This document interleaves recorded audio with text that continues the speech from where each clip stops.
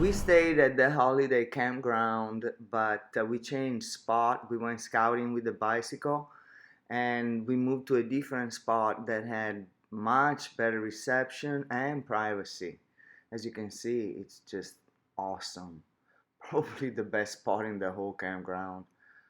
Simply fantastic. I had filmed our move, but unfortunately something happened and I made a mistake and deleted the clips. I guess it happens sometimes.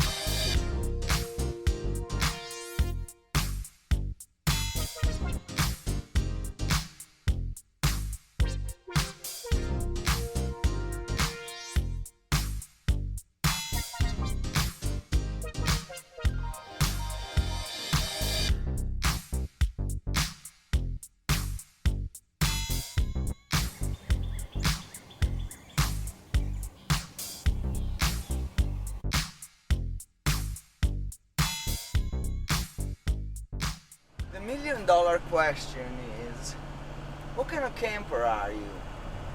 If you're thinking about buying whether a travel trailer or a class A, B, C, whatever, you have to ask yourself what kind of camper are you, what kind of camping you would like to do, and where would you like to camp? Exactly. There's a lot of questions. It's a loaded question. If you just want to stay on the East Coast, be prepared to basically pay. If you like to have a little bit of space between you and your neighbor, your state parks, your Army Corps of Engineers, things like that, they normally got a little bit more space between you and your neighbor. But the only thing is, the majority of them out here just don't have full hookups. So you're going to be running on just water and electricity, or maybe just electricity. Water and electricity are very good for people who have either a huge gray tank and black tank, Yeah. or a composting toilet. If you have any of those two, then you're good to go in water and electric. Otherwise, you might want to have full hookups.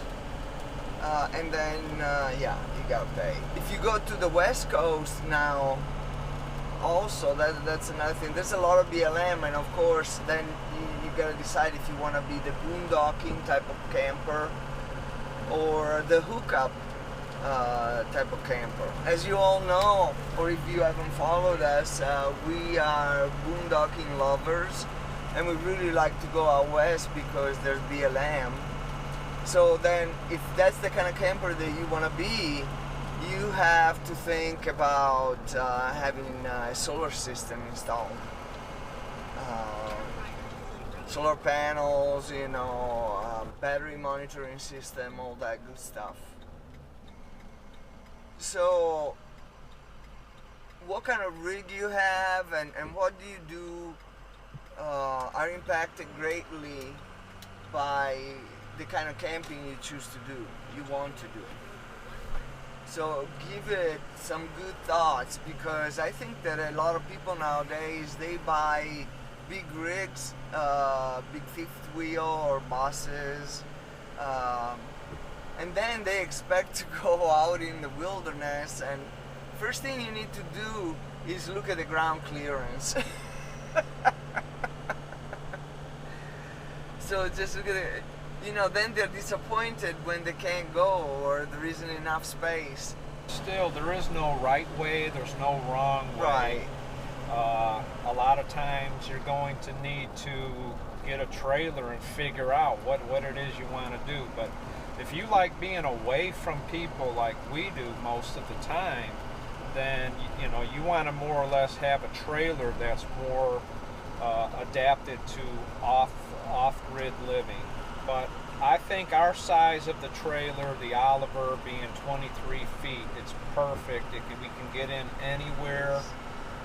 We just spent 7 days with just water and electricity over here at this Army Corps of Engineers park we just left, and we really had no problems. It was awesome. Yeah, it was. The composting toilet definitely is a game changer, and it surely gives you a lot more freedom. Flexibility. Yes, flexibility. To as stay far out as, as long. Yes. Well, maybe not quite as long as you want, but much longer than you did before. Without worrying so much. Because before, when we were boondocking, we were constantly looking at the level of the tanks. Oh my God. What level? What level? Where are we? Where are we with the gray tank? Where are we with the black tank? The black tank was a disaster. So yeah, we're really happy. And if you have any questions, please ask away. And I know some of you guys out there have been, you have your own camper and stuff. And what are your thoughts on as far as the type of camper you are and how important it is in selecting the right camper for you?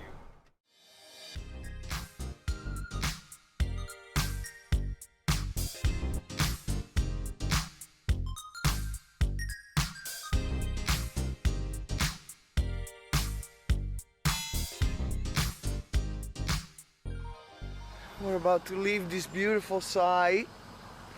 Today it's kind of raining. It's a good day to leave. Oh, gotta get the chalk. Where is it?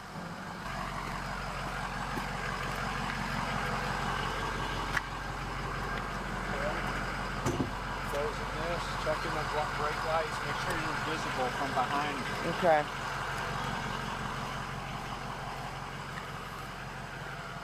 So let's redo this light check that some of you, we do clear them.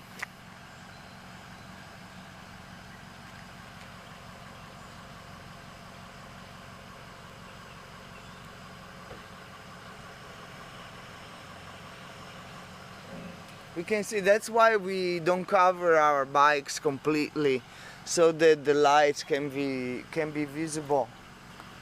And it pains us to not cover them completely, but this is the best we can do. So anyway, this has been a very good site, water and electric. So off we go.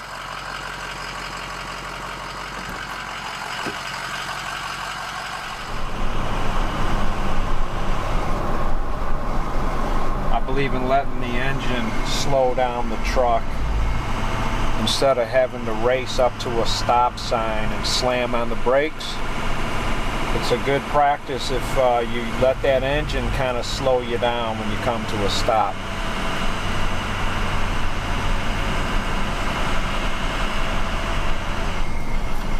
This is the first time hitting the brakes. Antiques.